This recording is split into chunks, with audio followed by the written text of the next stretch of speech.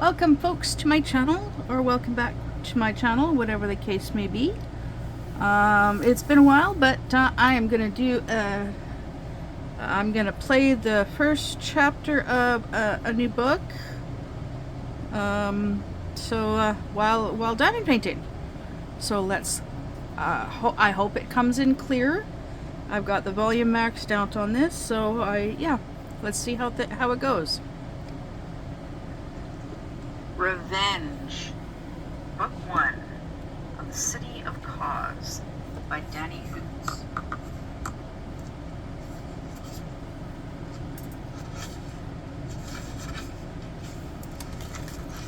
Chapter 1, Ellie. It didn't used to be this way. I tapped my smoke on the ashtray, exhaling the herb-filled vapor. It was a delightful blend of local plants, made to order at the bar. This establishment seemed to have it all. Smokes, drinks, both alcoholic and not, games, food, gambling. It was all here, meaning everyone in town occupied the small establishment at all hours of the day. Thank goodness all I could smell was my herbal smoke and the alcohol on my friend Zach's breath. I had a feeling the room smelled of sweat and wet fur. "How many girly martinis are you going to drink tonight?" I raised an eyebrow and flashed him a grin. Zach stared at me, his shimmering gold eyes unamused as he downed the rest of the fruity martini through his tiny straw. Why he always used them instead of drinking from the side of the glass, I did not understand. Perhaps it was so he'd feel he was pacing himself, even if we both knew that was a lie. Setting the glass down, Zach pulled loose strands of red hair back into his bun. "I'll have you know, these drinks taste a lot better than that straight alcohol you always drink." I sighed. "It's not straight alcohol. It's called whiskey. Tastes nasty is what it is." I smiled a little. "Anyway, I should cut you off there. That's your third one, and our contact isn't even here yet. There isn't much alcohol in these. At least, I taste none." "Yeah, I've noticed you don't. But that doesn't mean there isn't any in it. We have gone over this. You're a year older than me. You should know better." He let out a breath of defeat. "Oh yeah, whole whopping year. Fine, I won't have another until the guy gets here. What's he look like again?" "He's a human, and honestly, I'm not sure we can trust him. But he's the only lead we've gotten so far." Glancing out at the crowded area, I noted all the beings that were having a good time. On the planet, there were a total of 5 different races. 6 if one counted Pleiadians separate from humans. There were the Lyrans, who all appeared like a mix of a human and a wildcat. I spotted at least a dozen different groups that had Lyrans in here, and our bartender was one as well. That made sense, since we were in the Lyran zone. Then there were Syrians. There weren't too many of those here. Merfolk, who could change from being fish-like to human in a matter of seconds. Typically, the Lyrans and Syrians didn't get along, just like cats and fish, but never say that to their face. They don't appreciate that. Then there were Silurians, who were lizard-like and cold-blooded, both physically and emotionally. There were a few in here as well, and I did my best not to make eye contact with any of them. Then, of course, there were the humans, which is what my kind appeared like as well, at least for the most part. I glanced around and found quite a few, as humans liked to travel and settle among the different zones, and then create half-species, or half-humans. Typical humans. I sighed as I glanced around some more, seeing if I could spot my own race, as if that were going to happen. This was the new norm, I supposed. There weren't many of us Causians left. Shapeshifters, who almost all had been destroyed in the attack 3 years ago. The other races didn't like us, as we could turn into any creature or race we wanted. The only way to tell we were Causians was with our shimmering gold eyes. Each zone used propaganda against our race, making it illegal for us to shift, and eventually we were attacked. The problem was, our zone was heavily armored and shielded. Someone had to have given them the codes and told them how to get in. I fiddled with the wooden ring that hung from my neck. And that person was my ex, Cornelius Adams. Zach brought me back to the present. Not too many humans in these parts, though, so he might know something. Surprised he didn't want to meet in the quarter. That was fair. Humans typically stayed in the quarter, which was across town. It was where all the humans usually stayed. Then the beach was just on the other side of the city and was full of shelters for the Syrians to live in. It had been so long since I'd gone out in the water for a swim. Taking a deep breath, I reminded myself what happened the last time I jumped in water and how the Syrians tried to kill me for entering their area. They also didn't appreciate the fact I could turn into one of them. Live and learn, I supposed. At the time, I was only 13, so one would think they would be a little less aggressive about it. I thumbed my 5Z742 revolver, which was named Crazy Jack. It made me feel a bit safer when around all these distinct races. Well, well, what do we have here? I heard a crackling voice to my right say. I turned to find 3 Silurian men. They wore dark, scaly leather made of the large lizard creatures called dracons. They either used for meat, clothing, or rode instead of horses, since horses couldn't hold up their weight. Only the Silurians could tame them, which I had a feeling had to do with the fact they appeared similar. The larger of the 3 Silurians was the one to talk. He was more than likely their leader, since they always went by who was largest. His eyes were almost at the side of his head, like a snake I wanted to shoot before he bit me. But in this crowd, I couldn't do that. I gripped my gun, but kept it in my holster. We aren't doing anything wrong, just enjoying some drinks. Go make trouble elsewhere. I turned and tried to ignore them. One Silurian grabbed my shoulder and turned me back around. I wondered if there would be a day where I could go to a bar without getting harassed. That prospect was looking bleak. Don't you dare ignore me, you Causian scum. His tongue slithered in his mouth, leaving me disgusted. There was nothing pretty about Silurians. Why couldn't I ever get yelled at by something handsome? Zach stood up. Hey, leave her alone. Oh, don't worry. I wasn't going to forget about you. The Silurian nodded for the other 2 to stand near Zach. Glancing around, I noticed that most eyes were on us now, and it didn't look like anyone was going to help. Typical. No one wanted to get involved if there were Silurians. We have a client we are waiting for, so unless you have business with us, meaning you will pay for our bounty hunting services, I flashed my gun at the Silurian, then it's best you leave us alone. Are you threatening me?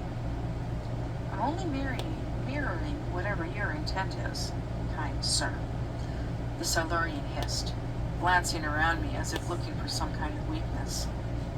If he ever ran into the few Causians who were left, my gut told me they usually backed down or groveled at his feet by now. I, however, was not one to grovel. I could see his long, clawed hand reaching toward his leather belt, more than likely where he stored a weapon. Without a second thought, I pulled out my gun and shot him just straight in the chest. I heard his 2 friends let out a screeching hiss. Pivoting, I shot the other 2. And then all hell broke loose. For the record, I didn't use my actual bullets, but some tranks. The lizards were only asleep, not dead. Bullets, as in real bullets that could kill, screamed across the air now, raining down everywhere. I swear, any time a fight broke out, everyone wanted to join. Especially if it meant hurting a Causian. Both Zach and I jumped to the other side of the bar. This wasn't the first time we had been in this situation, and we knew exactly what to do. I checked my gun as I glanced over at him. How many rounds of tranks do you have? Tranks were accessible by most. Real bullets were more difficult to come by, especially for Causians.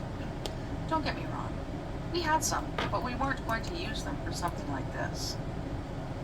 He checked his gun, which was the same model as mine, but was named Lucky Susan. Enough. I nodded and turned to the barkeep, an enormous Lyran man. He appeared like a lion with a large mane that was pretty well groomed for working at an establishment like this. He was reaching for the weapon that hung behind the bar, a large shotgun that would do a lot of damage. Barkeepers could protect their establishments, no questions asked. Had that rule been abused to do bad things? Many times. But the rules hadn't changed. Most never changed in this world. This would not end well. We had to stop it before it got out of hand. Well, more out of hand. And before it was all blamed on us. I held out 3 fingers. 2. Then 1. Zach and I stood up and unloaded each of our guns with the tranks. We were used to this mess and had excellent aim. The tranks were immediate, and I watched as creature after creature fell to the ground. As my gun ran out of tranks, I knelt back down and reloaded. Peering over at the barkeep, I saw the horror on his face as he lifted the shotgun. I shot him in the chest and turned back around to help Zach. The barkeep hadn't realized we just had tranks, and thought we had just killed all these men. When they all woke up, they would realize what had happened, and we would be long gone. The last Lyran dropped to the ground asleep, and I took a deep breath. I didn't feel comfortable putting my gun away just yet, and kept an eye out for any movement. After a couple of moments, I jumped over the bar with Zach right behind me. I surveyed the room. It didn't appear too many people had gotten injured by those with the real bullets that had been flying through the air. Most had taken cover and were hit by our tranks before they could get out of there. We saved most of them by knocking them all out, but no one would see it that way. I grabbed my smoke and left a few coins on the counter. I would not dine and dash. What happened here? A voice said from the entrance. Both Zach and I aimed our guns straight at the man. He threw up his hands. Whoa, whoa, whoa! I'm not going to shoot. We slowly lowered our weapons. Are you Elvira Ryder and Zachariah Richards? I gave him a once-over. He was human. Same in appearance as us Causians, except he didn't have glowing yellow eyes. That is, when we hadn't transformed. Are you the informant? Indeed I am. The name is Byron Hill. He glanced around. Come with me. Let's go somewhere that's a bit more lively. Most aren't dead, just stunned. Well, you will be dead if they wake and you're still here. I have a hideout in the quarter. You won't be disturbed there. Mr. Blondie turned and led us out of the bar.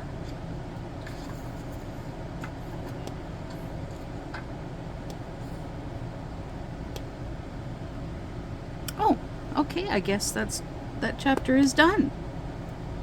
Hopefully the sound was good and you could hear it clearly enough. I'm really not sure because with the AC on, that's pretty loud, and my phone will only go. The volume is only so loud as well.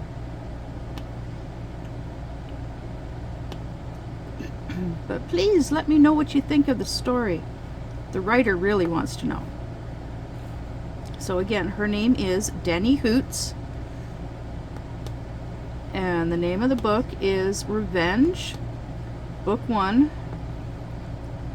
of City of Cause. And that's Kaus.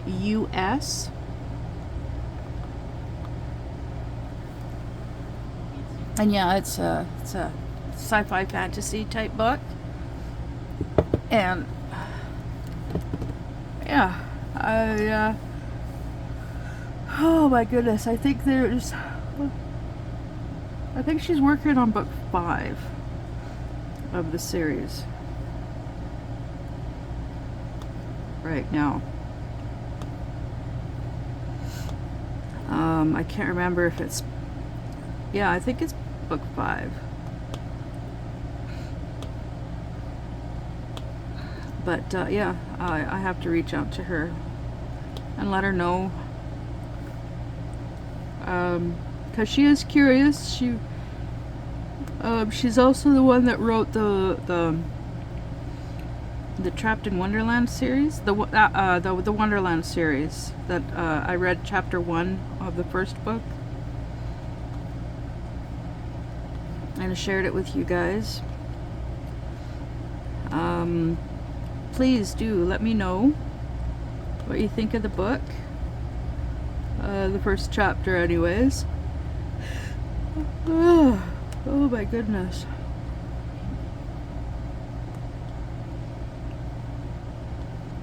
I don't know why I'm yawning. I actually had a good sleep.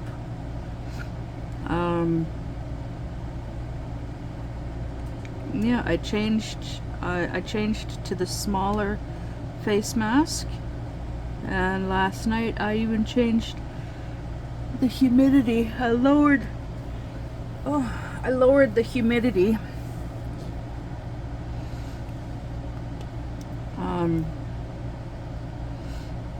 Because the humidity was just, it was a little high,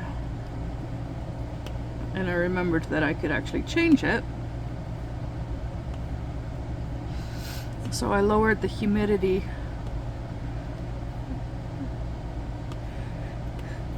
Oh my goodness, so now my nose doesn't get so cold.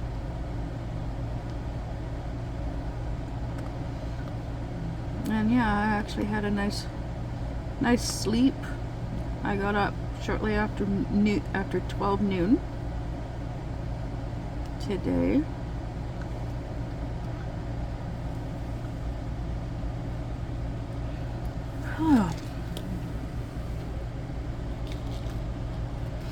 Yeah, last night Wolfie and I, we finished getting the lawn done. My ex got a hold of me and told me that it's gonna cost my car it needs new tires, so he's looking for some tires, and it's only gonna cost $5,000. It's like, yes, I'd love to go out there now and give him $3,000, and then go back out there at the end of the month, give him another $1,000. Oh my goodness, and then go out there again at the end of July and give him the last $1,000.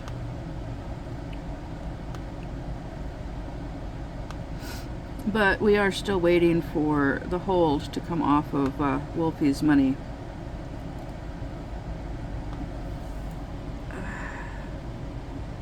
And even if the money is still on hold tomorrow, oh my goodness, why am I yawning like crazy? Oh. Yeah, even if the money is still on hold tomorrow, I'll have $100. I'll have my GST, which is only $100, which sucks, but with that we can get a couple of things for groceries and fill a water jug.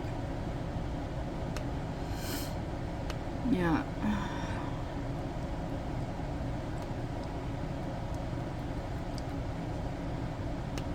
Oh my goodness.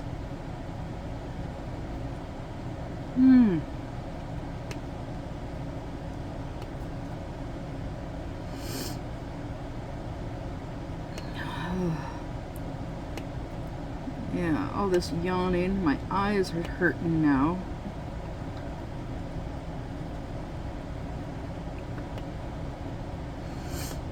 Yeah, it's weird. I don't know why, but my eyes are hurting.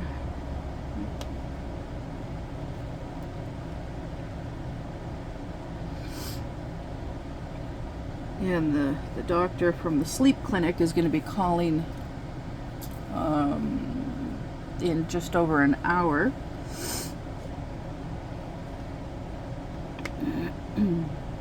Yeah, to see how things are going.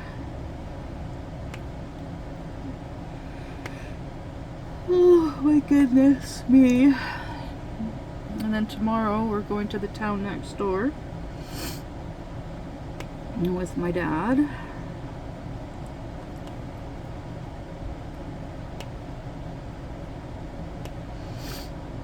Yeah.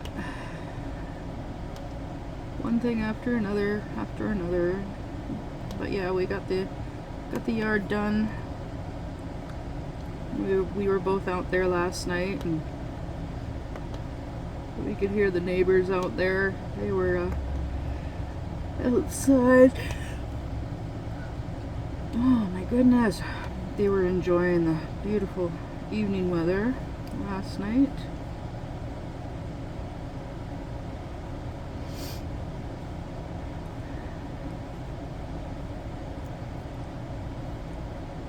Oh my goodness. Yeah. I'm gonna finish this color and then I'm gonna go, because I just, oh my goodness, my eyes are just really bothering me.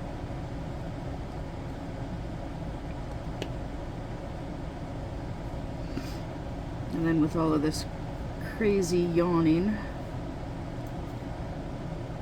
yeah, I am looking forward to getting this canvas done, so I can do the kit down.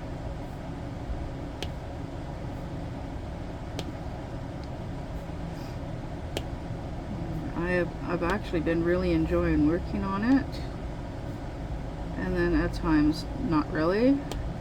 Like with this section over here, it was constantly pushing the drills to get them to line up right. Oh my goodness.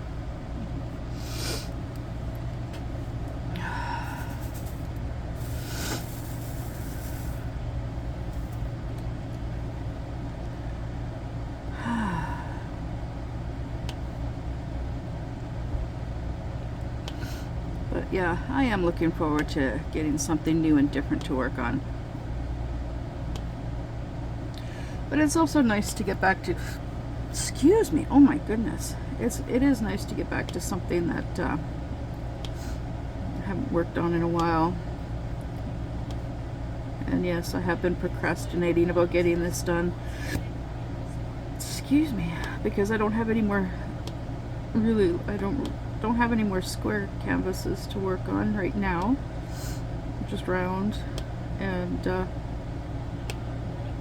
I don't have any huge ones like this right now as well. I want to hurry up and finish Eeyore, and I want to finish my Rainbow Kitten cross stitch, and then I can focus on my Bookie Dragon.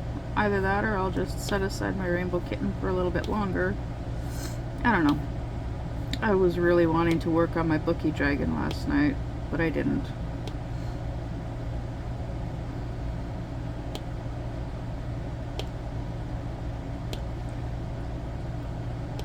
I think it's because I'm doing that one freehand without a hoop. Because there's so much, because it's so confetti heavy, I'm just like all over the canvas. Yeah. And with a hoop, it's like I'd be like I'd be moving it every couple of stitches.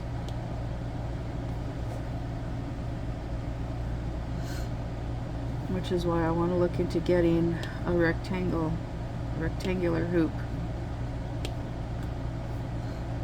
that I can put my canvases on and see how that works. But I also want to get a stand that I can mount my hoop to free up both hands, to make it easier to work on my canvases.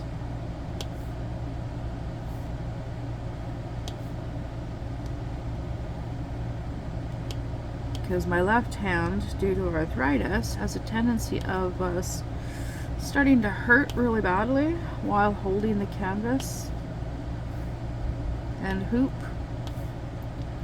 Yeah, I don't want to.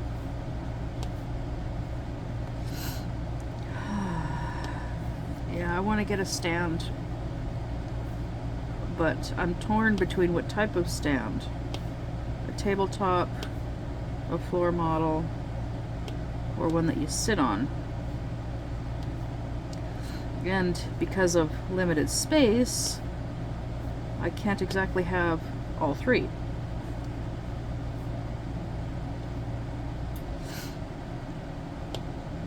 Although if I'm hoping that I can eventually find one that can alternate between the three different positions.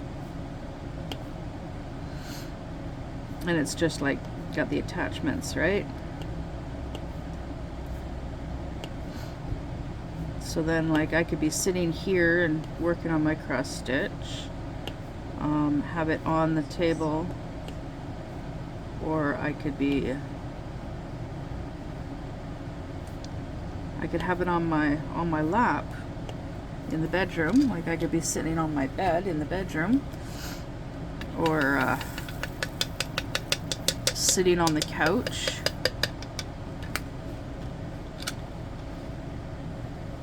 Yeah.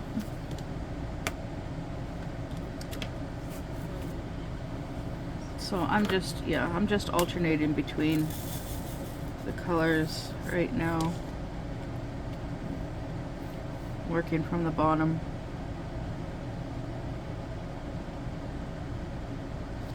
Yeah.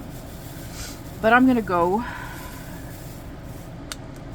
because I can't stop with the yawning, and I need to rest my eyes. I think part of the problem with my eyes is my allergies, which can be affected by my eyes at times are affected by my allergies in this way. Yeah. Which sucks. But anyways, I'm gonna go, and I'll see you in the next one. Bye!